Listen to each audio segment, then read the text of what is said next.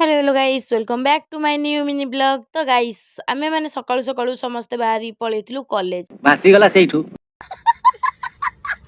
आ तापर गाइस आम बाटर गला बेले मो भाई टे गच्छर चढ़ जाइथिला आमे जामु कोली खाइकी पळेइथिलु आ कॉलेज रे पहुंच सरला पर आमे जाई डिपार्टमेंट रे बसी पड़थिलु केही छुआ नथिले जेहेतु हमर गच्छ लगेवा कार्यक्रम होउतला आमे किंतु जाई नथिलु बसथिलु तापर एमाने पळेइथिले मु एकुटिया थिली आ तापर गाइस आमे टे मॉन्स्टर पी देथिलु जेहेतु मैम आसी नथिले से पर्यंत आ एई छुआटा आनी ता दादांको बाहागर जेहेतु हमकु कार्ड दउची आ आकु देखुनांती एटा ठेकी मॉन्स्टर पीलानी एटी मॉन्स्टर पी संग माने गपुची जहाँ गपुची भॉइस तो देई हबनी आ कहबी कोन छाड़ंतु क्या बोला तूने?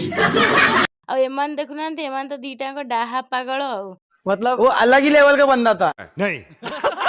तापर देखंतु गाइस मु झरका कड़े बसछि आ से माने से पड़ तांकर गच्छ लगौछन आ तापर से माने टिफिन नै पळे आस्तिले से माने आ आमे गिली देइथिलु समस्ते